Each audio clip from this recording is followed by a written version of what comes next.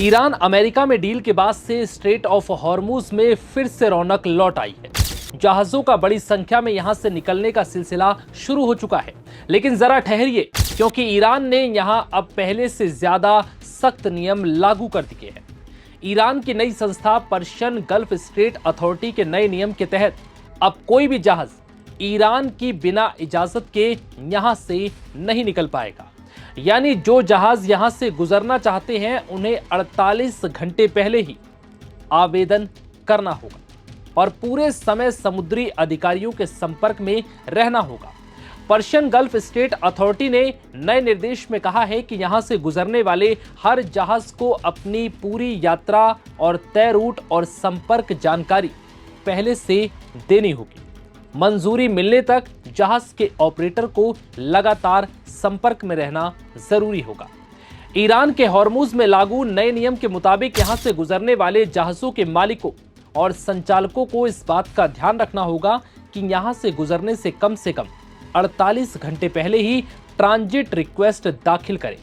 इस आवेदन में जहाज का पूरा रूट, यात्रा का पूरा प्लान और अपने संचार माध्यम की पूरी जानकारी देना जरूरी होगा और जहाज से जुड़े कागजों को भी अपने पास रखना अनिवार्य होगा, जैसे इंश्योरेंस वगैरह। अगर सभी जहाज नियमों का सही से पालन करते हैं तो ये वादा किया गया है कि उन्हें जल्द ही परमिशन दे दी जाएगी। अब इसकी वजह भी जान लीजिए कि हॉर्मुज में ईरान को ये नए नियम क्यों लाने पड़े।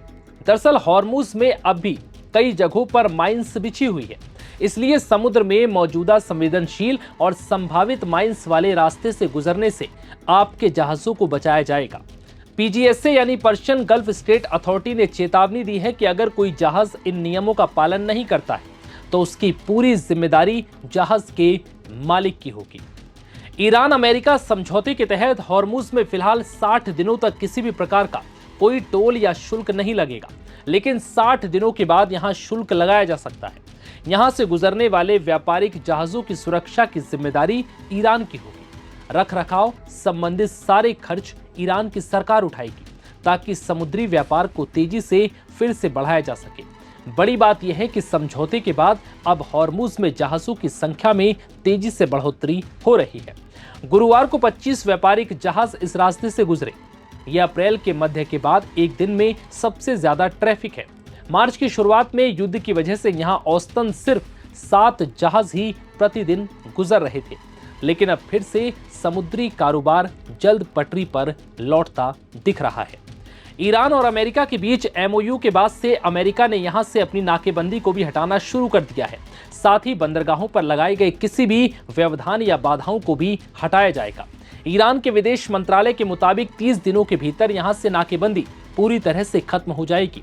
अमेरिका ने ईरान के आसपास के क्षेत्रों से अपनी सेना हटाने का भी वादा किया है, जिसके बाद से अब हॉर्मुज में जहाजों की आवाजाही तेजी से बढ़ रही है और उम्मीद की जा रही है कि अब जल्द ही दुनिया भर में जो तेल और गैस का संकट पैदा हुआ वो अब धीरे धीरे खत्म हो जाएगा।